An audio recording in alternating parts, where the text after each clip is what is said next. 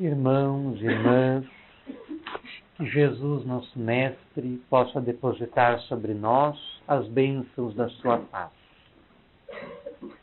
Para todas as religiões, a existência da alma e da sua imortalidade constitui um princípio fundamental. Muitas pessoas especularam ao longo do tempo a respeito das regiões que aguardam o homem após a sua morte, após a separação da sua alma do corpo físico, do qual se servia ao longo da existência terrena. E muitos dotados de capacidades especiais adquiriam as condições de, em dados momentos, visualizar ao seu lado, em um determinado lugar específico, a figura daqueles que amavam, daqueles que conheciam e que morreram e que, após a morte, apareciam aos seus olhos com a mesma forma que possuíam quando em vida. A doutrina espírita, surgida em meados do século XIX, veio nos ampliar a vista acerca da alma, da sua imortalidade e também da sua comunicabilidade após a morte com aqueles que continuaram neste plano material, neste plano existencial. E nos esclarece melhor acerca do que é a alma, o ser espiritual, acerca da sua forma, acerca das suas condições de vida nos planos para onde ruma, acerca das relações que mantém com aqueles que permaneceram aqui. E nós gostaríamos de iniciar a nossa fala citando uma questão do Livro dos Espíritos, que é a questão número 88, no qual Allan Kardec, que é o codificador da doutrina espírita, interroga as inteligências desencarnadas quanto ao seguinte: possui a alma, o espírito, uma forma determinada, limitada, circunscrita? E os espíritos respondem da seguinte forma: para vós, não. Para nós, sim. Isto é, para nós, espíritos encarnados, no atual estágio de desenvolvimento do nosso ser, o espírito, a alma, não possui uma forma específica, mas para eles, inteligências desencarnadas que estavam numa posição evolutiva muito superior à nossa, a alma ou espírito possui uma forma determinada sim, uma forma específica sim. E prosseguem respondendo: o espírito é, se o quiserdes, uma chama, um clarão ou uma centelha etérea. Então, para nós, o espírito não possui uma forma determinada, precisa, limitada, circunscrita. É, metaforicamente falando, um clarão, uma chama, uma centelha etérea, semelhante à chama de uma vela. Mas, para espíritos mais evolvidos, em compreensão, entendimento, em visão, possui uma forma específica que eles não têm, em função da pobreza da nossa linguagem, como traduzir ao nosso entendimento, à nossa compreensão. Mas aí surge um problema. Se o espírito não possui forma específica para nós, para o nosso entendimento, como muitas pessoas, que o espiritismo chama de médiums, conseguem identificar a presença dos seres que conheceram em vida ou não, pela forma que lhes era familiar. Daí os espíritos explicam que esta chama, este clarão, esta centelha etérea, possui a envolvê-la uma substância semimaterial, que lhe dá a forma, que lhe dá a aparência e que é análoga à que tem em vida. Por isso, cada um de nós, ao desencarnar, terá a própria visão, a sua própria observação e a visão e observação dos demais que confrontarem, encarnados ou não, a visão que tinha, a aparência que tinha, aliás, quando estava encarnado. Se nós desencarnássemos agora, num processo coletivo, nós passaríamos a nos ver, a nos perceber, a nos identificar, a nos sentir da mesma forma que estamos nos vendo, nos percebendo, nos identificando neste momento. Provavelmente com as mesmas roupas, com o mesmo penteado, tudo igual. Porque esta substância que envolve o ser espiritual adquire as características que lhe dá a mente através do pensamento. E nós sabemos que o nosso pensamento tem um poder criador muito grande. E o nosso corpo espiritual assume a forma que o pensamento lhe determina. Então, se nós nos percebemos desta forma, ao desencarnarmos num processo automático, o pensamento mantém esta forma que ilusoriamente nós acreditamos possuir. Há uma outra questão que gostaríamos de citar, que é a questão 89, letra A, que Allan Kardec pergunta: não é a própria alma que se transporta com o pensamento, né? Quando a alma pensa, o pensamento não é como o transporte da alma, e os espíritos respondem positivamente, que quando a alma pensa em alguma coisa, ela está presente no objeto do seu pensamento. Daí, quando estamos num determinado lugar, como aqui agora, por exemplo, mas estamos com preocupações lá no trabalho, lá em casa, no marido, na mulher, no filho, em fulano, no ciclano, beltrano, nós não estamos completamente presentes no espaço físico em que o corpo nos situa. Nós estamos também presentes espiritualmente junto dos objetos do nosso pensamento, da nossa preocupação, em casa, no trabalho, com a esposa, com o marido, com os filhos, com fulano, beltrano, ciclano. E isso é algo muito importante. Essa questão, ela precisa ser meditada, precisa ser refletida, precisa ser entendida, porque ela nos revela um pouco das nossas relações sociais e psicológicas que são invisíveis ao nosso lar, que nós não enxergamos.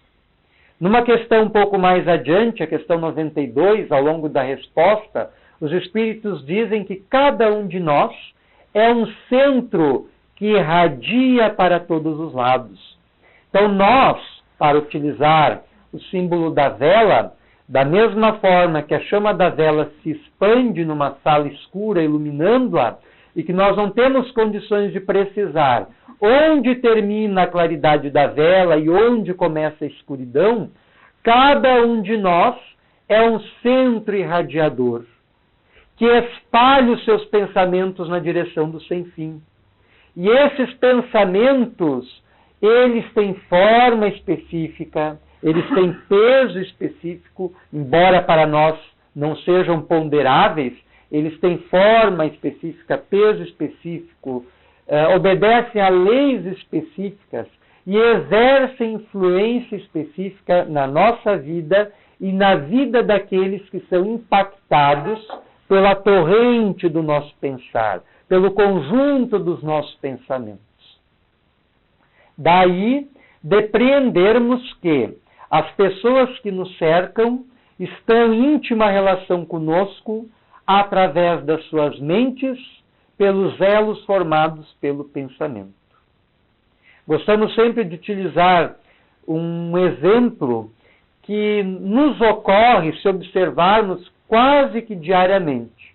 Quando estamos junto de uma pessoa que nos é afim, com a qual nos entrosamos bem, com a qual conseguimos manter um bom nível de comunicação, muitas vezes na troca de ideias, através da palavra, quando uma vai dizer uma coisa, a outra surpreende dizendo aquilo que se iria dizer. Isto prova, de uma forma muito simples, que há uma relação no nível mais profundo, que ocorre no interrelacionamento entre as mentes, em que a outra pessoa recebeu o nosso pensamento antes mesmo de nós termos verbalizados.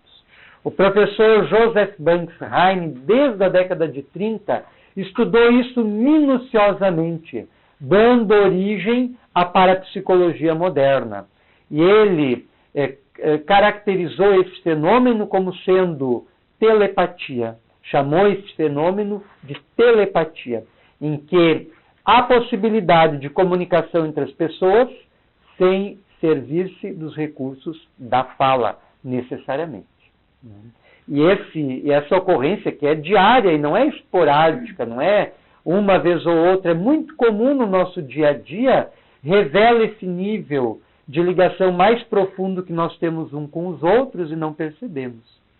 E esse contínuo ato de pensar que nós temos forma uma tessitura energética em nosso entorno que estende a nossa influência.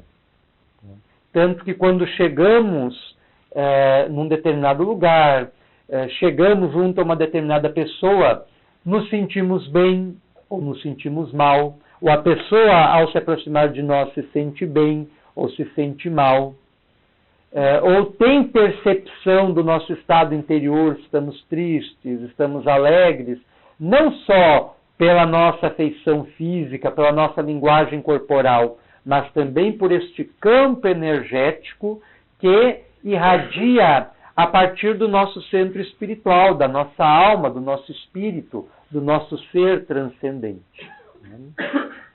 E os lugares adquirem as vibrações, né, decorrentes do conjunto dos pensamentos das pessoas que ali se encontram.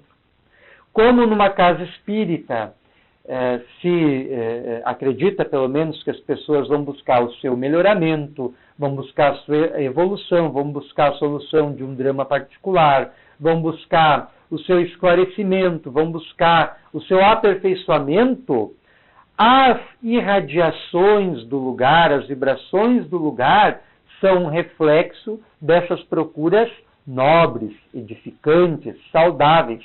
E é por isso que a pessoa, muitas vezes, simplesmente quando adentra no ambiente da casa espírita, já se sente melhor, tem uma certa leveza, consegue pensar com maior propriedade. Se vai fazer uma oração, parece que aquela oração flui com naturalidade, diferente de outros lugares onde estamos, que muitas vezes vamos tentar fazer uma oração e não conseguimos, vamos tentar pensar em algo positivo e da mesma forma não conseguimos, porque sofremos o impacto das radiações ambientes, que por sua vez não são outra coisa senão um reflexo das vibrações mentais, das irradiações mentais, dos pensamentos produzidos pelas pessoas que frequentam aquele lugar. A gente vai no banco, entra no banco, por exemplo, já sente uma angústia, um nervosismo, parece que tudo está acelerado, a gente entra na fila, às vezes a fila nem é tão grande, mas a gente já fica impaciente porque a gente está sendo contaminado com as sensações, as vibrações e radiações do ambiente. E isso é científico, né? Já existem muitas áreas dentro da ciência, sobretudo da parapsicologia, da psicologia transpessoal, da física quântica, que tem apresentado hipóteses viáveis para se entender e interpretar estas irradiações do nosso ser, que se estendem de nós para o sem fim, para o infinito. E como nós pensamos, nós nos sentimos. E como nós nos sentimos, nós irradiamos. E é na irradiação, na nossa irradiação específica, que se estabelece a nossa influência, o nosso poder de influenciar outras pessoas. E há pessoas que possuem isso, refletindo as suas características pessoais, que resultam do seu passado espiritual multimilenário, tem um poder de influência muito grande em função dessa irradiação constante, né? Se está conversando com ela, e mesmo que a gente não tenha o mesmo ponto de vista, muitas vezes a gente é convencido pelo poder de influenciação que a pessoa tem, exercendo sobre nós. E se tudo isso é verdade, é fundamental que nós atentemos mais, prestemos mais atenção para o que se passa em nossa mente, para os nossos pensamentos, para os nossos sentimentos, para as nossas sensações. Porque os nossos pensamentos estão irradiando ininterruptamente. O espírito André Luiz chamou isso de pensamento contínuo, que é um dos fatores que nos distingue do mundo animal. Os animais têm uma capacidade de pensar fragmentária, por flashes. O ser humano não. O ser humano tem uma capacidade de pensar ininterrupta, chamada por essa entidade de pensamento contínuo. Então, nós temos que atentar para o objeto dos nossos pensamentos, das nossas emoções, dos nossos sentimentos, porque eles estão irradiando, levando a nossa mensagem particular para o universo infinito. E nós somos identificados, localizados, percebidos pelos nossos guias espirituais, pelos benfeitores espirituais, bem como pelos nossos inimigos espirituais, através destas irradiações. De modo que, ao nos visualizarem, eles nos compreendem, porque eles estão vendo em nosso campo energético estampadas imagens vivas daquilo que nós somos, daquilo que nós sentimos, daquilo que estamos pensando, daquilo que trazemos por dentro de nós. O médium Francisco Cândido Xavier narra uma experiência que ele teve no momento da aplicação do passe. Este médium, ele se caracteriza, entre outras coisas, por apresentar uma tipificação mediúnica que nos é praticamente inconcebível, né? Ele apresentou inúmeros tipos de mediunidades diferentes e que se conjugavam para ele atender o serviço fraterno, o serviço caridoso, o serviço de amor ao qual ele se propôs atender. Ele nunca se serviu dessas faculdades para uso pessoal, para benefício próprio. Sempre as pôs a serviço da coletividade, a serviço dos irmãos que o cercavam, a serviço dos necessitados que o procuravam. E ele narra que, certa feita, ele estava num atendimento fluidoterápico, numa sala de passos, junto de outros irmãos, e se assentou à sua frente um homem que apresentava visivelmente um grau de tensão muito grande. E ele começou a aplicar o passe. E quando ele iniciou a aplicação fluidoterápica, ele adentrou diretamente na onda mental que o paciente, que aquele homem que estava sobre a sua frente, estava sustentando. E ele visualizou todo um cenário e toda a cena de um crime que aquele indivíduo havia cometido. Às vezes, a pessoa comete um crime, uma infração menor ou maior, e que não foi patenteada aos olhos dos demais, não se tornou público, ninguém nunca tomou conhecimento daquilo, mas ela traz aquilo viva dentro de si mesma. E os espíritos desprovidos do corpo material, eles nos enxergam espiritualmente e visualizam o que estamos projetando com os nossos pensamentos, com os nossos sentimentos, emoções, etc. E o médium, dotado dessa faculdade, quando foi aplicar o passe, penetrou na onda mental que o homem estava sustentando, né? Sua consciência estava acusando-o. Então ele não conseguia se libertar da cena, do momento em que ele cometeu aquele crime. Tinha sido um assassinato.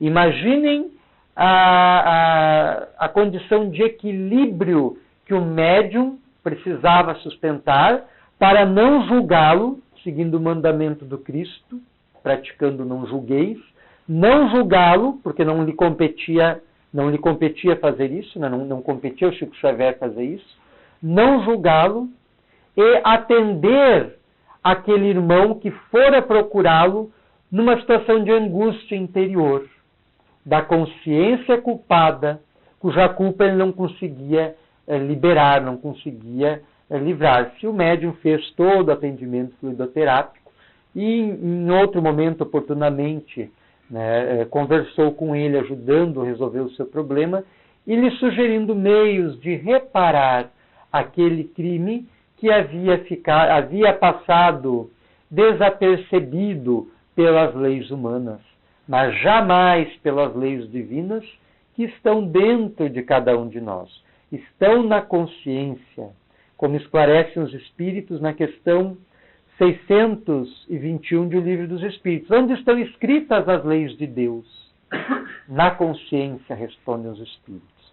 Então nós temos, né, dentro de nós presente as leis cósmicas, que bastam por si para a nossa orientação na Terra. Nós precisamos aprender, né, a nos conhecermos melhor, a termos controle sobre os nossos pensamentos, sentimentos, etc., a fim de conseguirmos manter um padrão de vida, de comportamento o mais elevado possível.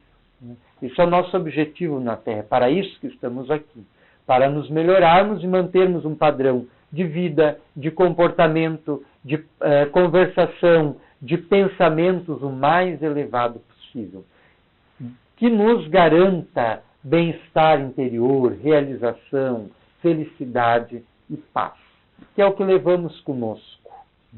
Para onde nós vamos, nós levamos isso conosco, aqui na Terra ou fora da Terra, nas dimensões que porventura nos acolherão após a morte. Nós carregaremos conosco o que está em nosso coração, em nossa mente. Daí Jesus dizer, há 2 milênios, onde está o teu tesouro, aí também estará o teu coração. Então, onde se situam as nossas preocupações, as nossas riquezas, aquilo que conferimos verdadeira importância, nós estaremos lá também. Daí os vários casos narrados na literatura espírita de indivíduos avaros, sovinas, que enriqueceram muitas vezes ilicitamente e jamais conseguiram utilizar-se da sua riqueza nem para si mesmo, muito menos para os demais. E ao morrerem, permanecem junto àquilo que foi objeto da sua estima, foi objeto da sua apreciação, foi objeto dos seus desejos, que é a riqueza. Então ele permanece lá. E se a família começa a dissipar os seus bens, dá início então a um processo de obsessão, que se transforma muitas vezes em dramas dolorosos, porque o espírito passa, não quer ver a sua riqueza dissipada e passa a interferir negativamente na economia doméstica, nas relações familiares. E isso muitas vezes nós presenciamos. Observem quantos dramas tem gerado a questão da partilha no momento que um familiar morre. Desavença entre os irmãos, rixas que começam e que muitas vezes são levados para outras vidas e que se transformam em problemas gigantescos, simplesmente por não se ter a serenidade suficiente para considerar este plano com o valor que ele merece, que é um valor relativo, como tudo que lhe diz respeito. Mas nós invertemos o processo, nós sobrevalorizamos tudo que é material, os bens, os objetos que nós temos, e acabamos nos tornando escravos dos mesmos. E não nos damos conta que nós somos apenas usufrutuários. Nós não estamos usando, estamos servindo. Da mesma forma, o corpo físico, de um momento para outro, podemos abandoná-lo. E nós vamos seguir presos aos objetos do nosso pensamento, das nossas sensações, das nossas emoções. Então, nós temos que, através da nossa mente, nos ligarmos à luz, ao bem, aos ideais superiores, aos pensamentos nobres, a fim de garantirmos a nossa harmonia, o nosso equilíbrio, a nossa saúde interior, que são fundamentais para nós.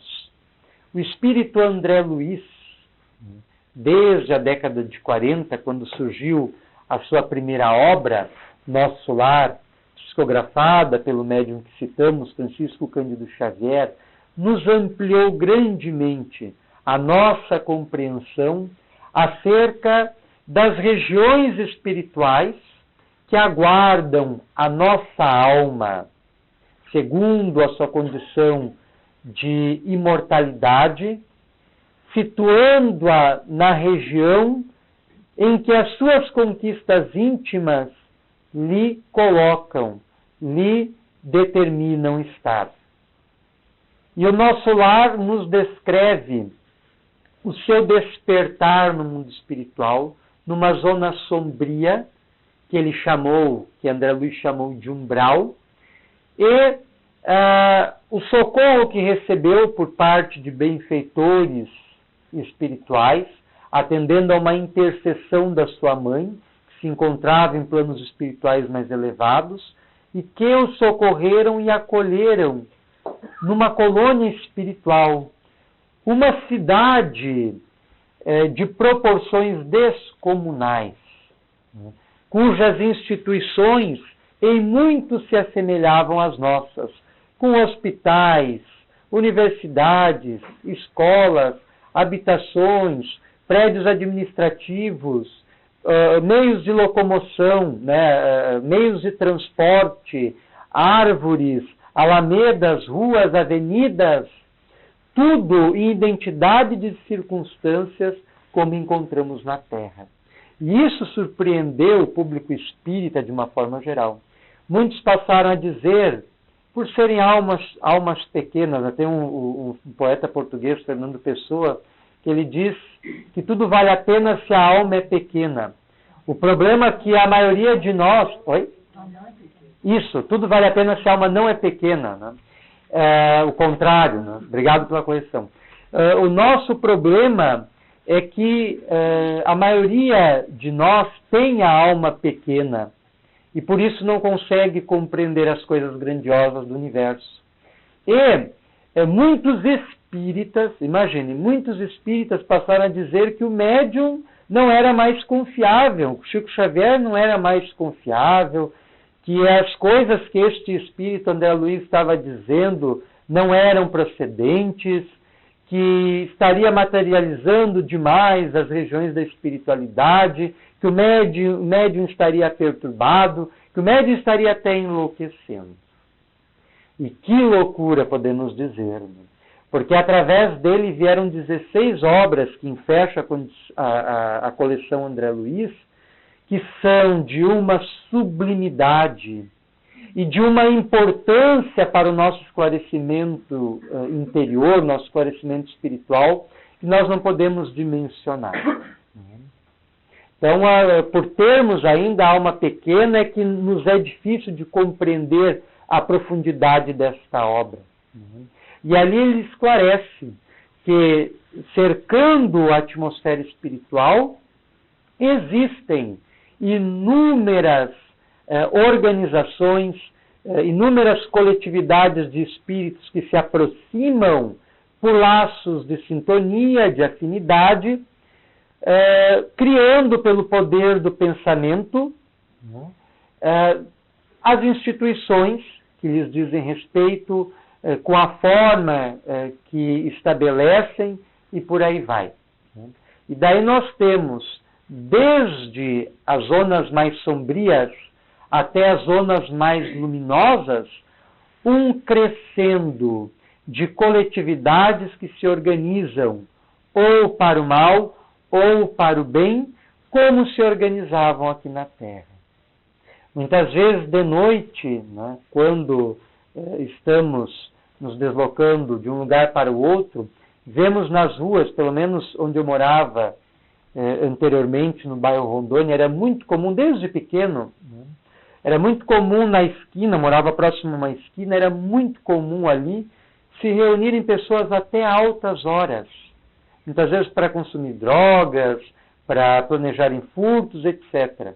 E continua, minha mãe mora lá ainda hoje, continua a mesma coisa. Eu tenho essa imagem desde pequeno, né? As pessoas são as mesmas pessoas, né? Se organizam ali, se reúnem ali, combinam as coisas ali, é um ponto de encontro, né? Para a drogadição, para o furto, para o roubo, etc.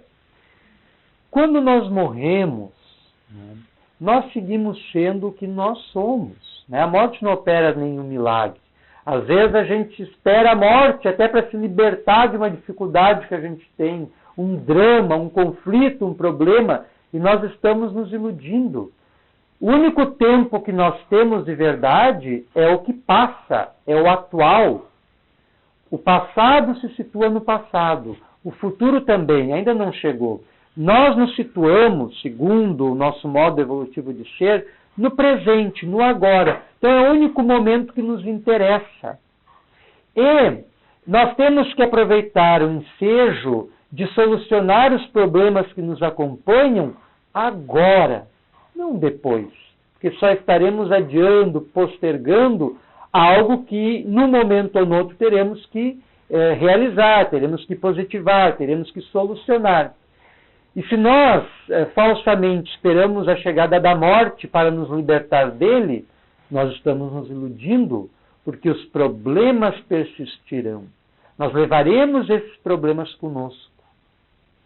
A gente não para pensar que nós viemos lá da espiritualidade para cá para solucionar os problemas que nós já tínhamos como espírito quando estávamos lá, decorrentes de outras existências. Viemos para cá na vida atual para resolvê-los, para solucioná-los, bem como para nos melhorarmos, progredirmos, crescermos, nos enchermos de cultura, de saber, de sentimentos, de amor, de trocas positivas que venham nos enriquecer. Né? E por isso, quando nós morremos, a gente segue sendo o que nós somos. Então, em seguida eu penso, esse grupo que se reúne lá naquela esquina, muitos já morreram, né? Eles continuam lá, juntos, no intercâmbio sombrio, para não dizer macabro, junto daqueles com os quais privava a sua companhia. Então, estão lá se drogando, a entidade continua lá absorvendo aquelas essências, né? Eles estão lá planejando um furto, até para sustentar o seu vício, estão lá mancomunados com essas entidades que estão juntas. Então nós precisamos urgentemente atentar para a nossa realidade espiritual, para o poder do nosso pensamento, do nosso sentimento, das nossas emoções, porque isso não é brincadeira. A nossa vida, ela está diretamente ligada ao processo do nosso pensar. Buda, que viveu 6 séculos antes do Cristo, dizia: nós somos aquilo que nós pensamos, por entender, no seu modo de vida superior, já naquela época, por entender que os pensamentos são um reflexo direto da nossa individualidade, da nossa intimidade, do nosso ser espiritual. E é através desses pensamentos que se criam, então, essas organizações no mundo espiritual voltadas para o mal, para a sombra, etc. Imaginem, para citar um outro exemplo, lembremos-nos da Segunda Guerra Mundial, que às vezes, lendo, estudando, vendo imagens sobre a época, nós nem nos damos conta que só estamos separados desse acontecimento pouco mais de 50 anos. A guerra se desenvolveu de 39 a 45, de 1939 a 1945. Nós estamos em 2009, né? Então um pouco mais de 50 anos depois do fim da guerra, né? E nos custa acreditar que é algo tão perto de nós. E nós vimos muitas inteligências, muitos cientistas que aplicaram o seu conhecimento, aplicaram as suas habilidades, as suas técnicas para fazer experiências macabras, terrificantes, principalmente na área médica. Basta citar o caso do médico Joseph Mengele, que se refugiou mais tarde, inclusive, aqui no Brasil, na Argentina e depois no Brasil, tendo falecido, se não me engano, em São Paulo com uma identidade falsa. E esses médicos fizeram as experiências mais terrificantes que se possa imaginar, abrindo a pessoa sem anestesia nenhuma, viva, né, a pessoa viva sem anestesia nenhuma, abrindo, né, cerravam sem anestesia nenhuma o crânio para se examinar o cérebro, para tentar entender como funcionava. E, infelizmente, a medicina deu um grande passo em função dessas experiências macabras, porque se situava, então, as regiões do cérebro que corresponderiam ao comportamento do ser humano, a motilidade, a fala, a visão, etc., e se tiravam partes do cérebro para ver como era o comportamento da pessoa, se fez horrores. Essas inteligências, quando desencarnaram, seguiram sendo o que eram, com seus próprios propósitos, continuando do lado de lá da espiritualidade, mantendo o mesmo estilo de vida, os mesmos interesses que mantinha quando estava encarnado. Portanto, não nos deve assustar esses relatos espirituais que nos cercam, de indivíduos localizados no mundo espiritual, com uma inteligência impressionante, criando aparelhos, criando mecanismos para nos afetar, para nos obsedar, para nos prejudicar, para nos afetar negativamente, atendendo os seus benefícios. Nós hoje vivemos uma pandemia, que é o problema da drogadição. E nós temos uma grande interferência da espiritualidade nessa questão, que são os drogaditos que desencarnam e, num círculo vicioso, passam a se acoplar com os drogaditos ainda encarnados e forma-se, então, um círculo negativo em que se alimentam e retroalimentam destas emanações advindas das drogas mais variadas. Então, essas questões nós temos que pensar, nós temos que refletir, porque nos afetam o dia a dia. E nós não podemos nos iludir. Nós temos que nos melhorar agora. Nós temos que ter o nosso pensamento situado nas zonas superiores da nossa própria consciência agora. Nós temos que fazer a nossa oração agora. Nós temos que amar agora. Não é depois.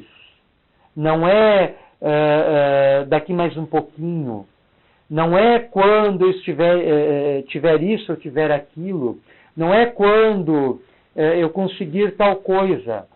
É no momento presente, que é o único que nós temos e é o único que nos interessa. Então nós temos que situar o nosso processo de autoconhecimento e autotransformação no aqui e no agora, para termos controle sobre a nossa mente, sobre os nossos processos mentais, sobre essas criações ininterruptas que projetamos na direção do sem fim, levando a mensagem de nós mesmos, levando como se fosse o nosso cartão de visitas àqueles que nos observam desprovidos do corpo físico ou que nos sentem por ainda estarem no corpo físico, mas não terem condições de perceber, de identificar, de visualizar as nossas criações mentais, a fim de nos transformarmos para melhor cada vez mais. Porque a nossa felicidade, a nossa alegria, a nossa harmonia, o nosso bem-estar dependem exclusivamente das nossas paisagens inferiores. Ninguém espere o céu se não começar a construí-lo, a edificá-lo pedra por pedra, tijolo por tijolo, dentro de si. Ninguém espere o céu construindo para si o inferno, transformando a sua vida e a vida daqueles com os quais convive, através da sua impaciência, da sua irritação, da sua agressividade, do seu mau humor, do seu desânimo, do seu desgosto com a vida, prejudicando a si os seus. Ninguém espere, em sendo assim, encontrar o céu depois da morte, porque não encontrará, está iludindo-se. Então nós precisamos voltar a atenção para dentro de nós, adquirirmos responsabilidade sobre as nossas criações psíquicas, mantendo um controle severo sobre a nossa intimidade e avaliando a cada momento a qualidade, o teor dos nossos pensamentos, dos nossos sentimentos, das nossas emoções. Se nós irradiamos amor, carinho, ternura, fraternidade, as pessoas que se relacionam conosco vão sentir isso também. Nós nem precisaremos falar nada. Elas vão sofrer o impacto dessa realidade. E nós queremos concluir com uma afirmação que já fizemos ao longo da exposição. Aquilo que nós pensamos, como disse Buda, nós somos. Como nós pensamos, nós nos sentimos. Como nós nos sentimos, nós irradiamos. E como nós irradiamos, nós interferimos na vida dos demais. E passamos a atrair irradiações análogas, semelhantes com aquilo que estamos irradiando. Então nós agradecemos a atenção generosa de todos, deixamos esse convite que serve para todos nós, de autoconhecimento, de autotransformação, de oração e vigilância, como recomendou Cristo, de controle severo sobre o que criamos dentro de nós e nossos mecanismos mentais, nossos processos de formação de pensamento, a fim de experimentarmos desde já uma vida melhor, plena de alegrias, de contentamento, de felicidade e de amor. Que Jesus possa nos abençoar, derramando as bênçãos da sua paz sobre todos nós.